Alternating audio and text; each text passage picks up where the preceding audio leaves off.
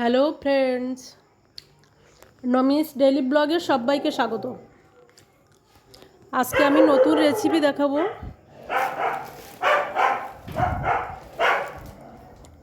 পার্শে মাছের টক, কাঁচা আম দিয়ে পার্শে মাছের টক। প্রথমে আমি প্যানটাকে গরম করে নিলাম, নিয়ে সর্ষের তেলটা দিলাম, দিয়ে এবার মাছগুলো আমি একে একে ভেজে নেব।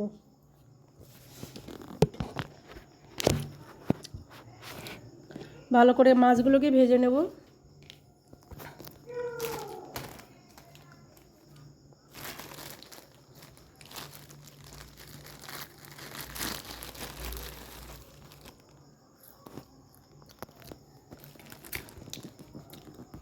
সবাই জানো পার্শে মাছ খেতে খুব টেস্টি হয়, আর এটা ফ্রিজে 2-3 দিন রাখার পরে যদি এটা কোনো টক করা যায়, টক দিয়ে খেতে আরও ভালো টেস্টি হয়।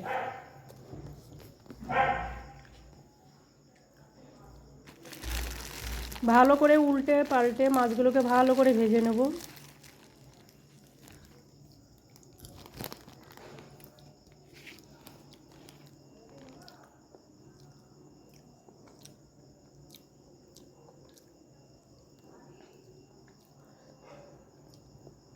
আমি অনেকগুলো মাছ নিয়েছি,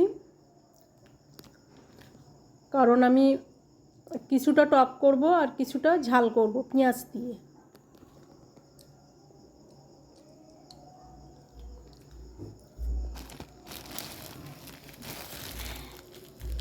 দুরকম রেসিপি করব।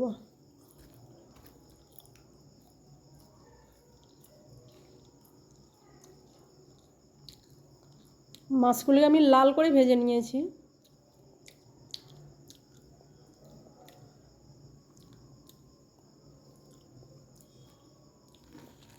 কড়াইতে দিয়ে দেবো 2 কোয়া রসুন। এটা আমি পার্শে মাছের কিছুটা ঝাল করব। 2 কোয়া রসুন দিয়ে দিলাম, শুকনো লঙ্কা, সর্ষে।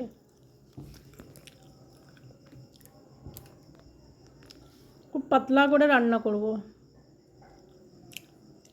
সাদা কালো দুটোই সর্ষে মিশিয়ে নিলাম, জল দিয়ে দিলাম। ভালো করে টকটাকে, এই জলটাকে আমি ফুটিয়ে নেব। দিয়ে দিলাম হলুদ গুঁড়ো, সামান্য নুন, স্বাদ মতো চিনি,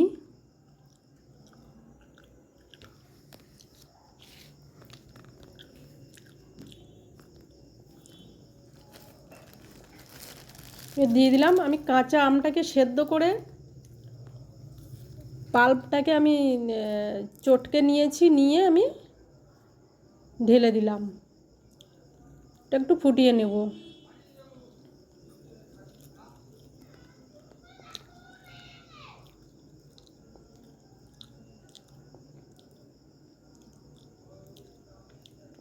ফুটে এসছে, এবারে মাছগুলোকে আমি একে একে দিয়ে দেবো।